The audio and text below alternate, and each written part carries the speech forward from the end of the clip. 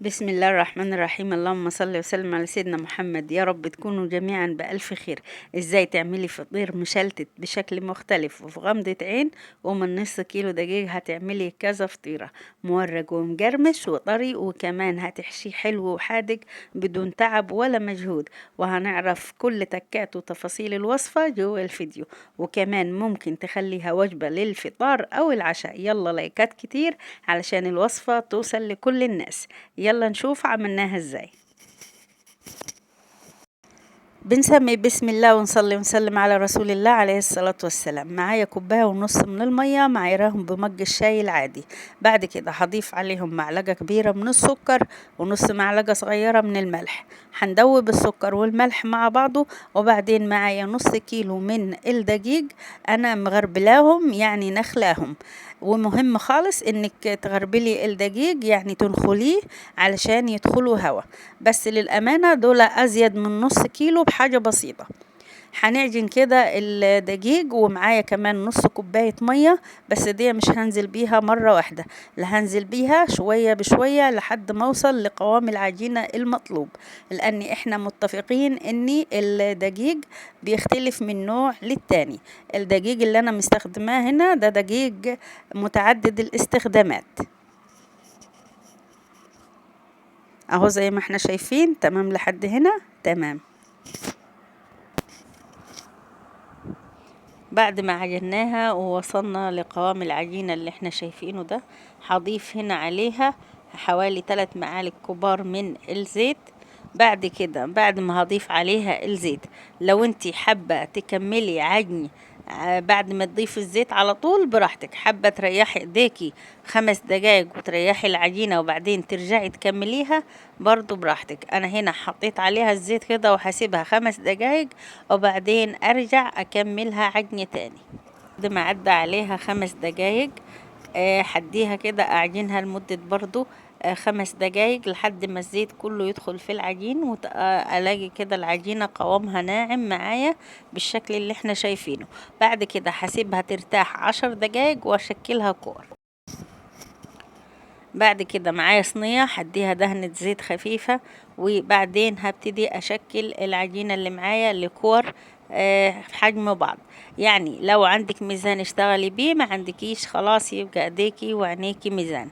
انا هعمل هنا الكورة وزن 75 جرام، انتي لو حابة تخليها 70 او 65 براحتك، هتديكي كمية زيادة في الفطير.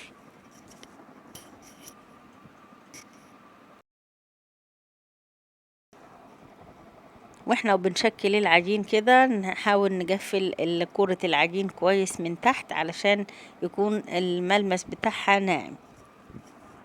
الكور بتاعتنا زي ما احنا شايفين، طبعا هنغلف الوش بتاعها بالزيت كويس. علشان ايه؟ علشان الوش بتاعها ما ينشفش معانا.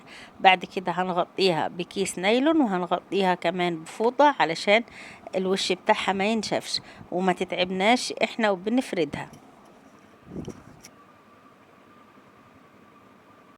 بعد ما سبته كده 5 دقايق بعد ما شكلتها كور، هبتدي ادهن السطح اللي انا هفرد عليه بالزيت. انا هفردها بالزيت يا جماعة، مش بالمادة الدهنية اللي هشتغل بيها.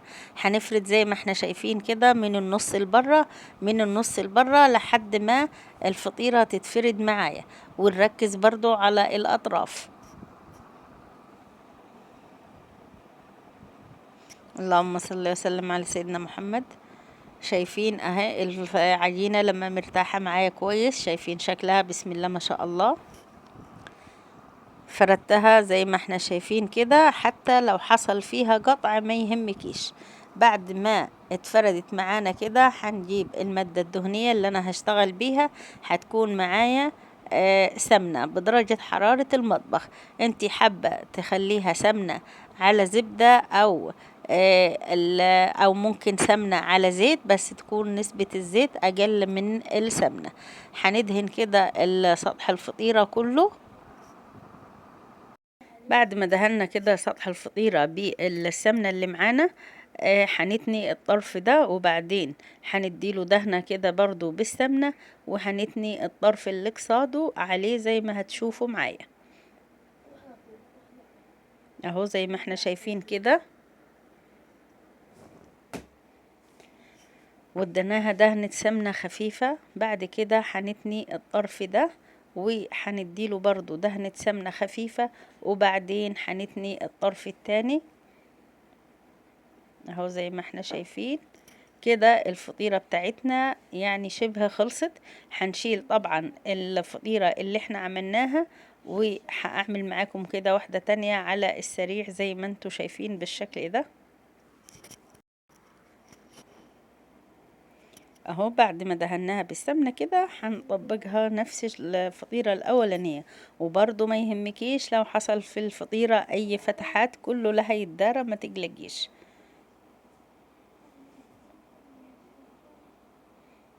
وادي دهنة من السمنة، وبرضو هنتني الطرف ده على الطرف ده، وبرصهم على صينية مدهونة برضو دهنة من الزيت اهو. رصيتهم على الصاج وهغطيهم برضو علشان وشهم ما ينشفش.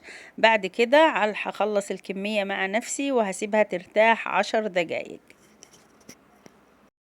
بعد الفطير ما عدى عليه 10 دقايق، هنجيب الحشوة بتاعتنا. هنا معايا لحمة متعصجة، هنحط كده في نص الفطيرة، وما هنشدش جامد، يعني يدوب كده لما نلم على الحشوة ونقفلها كويس على شكل سرة زي ما احنا شايفين. هنلمها كده وبعدين هنحطها على صاج او على صينية الخبز.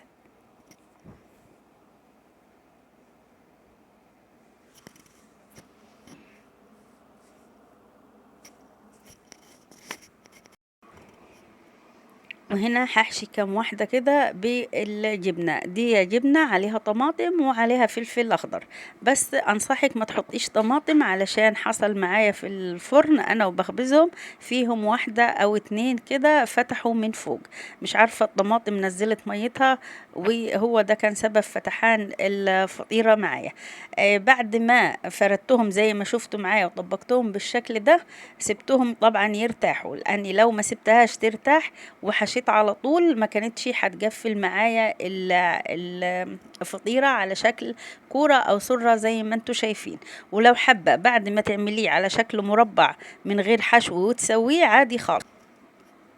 كمان لو حابة تحشي اي حاجة حلوة مثلا كنافة عادي خالص. بعد كده هرص الكور دي على الصاج بتاع الخبز، ودهناه دهنة زيت خفيفة خالص، وبعد كده سايبة مسافات بينهم، وهدهن الوش بتاعهم كده بالمادة الدهنية زي ما احنا شايفين، وحسيبهم يرتاحوا حوالي كده ربع ساعة قبل ما اخبزهم. انتي لو حابة تخبزيهم على طول عادي براحتك، بس هو يفضل تريحيهم شوية قبل ما تدخليهم الفرن.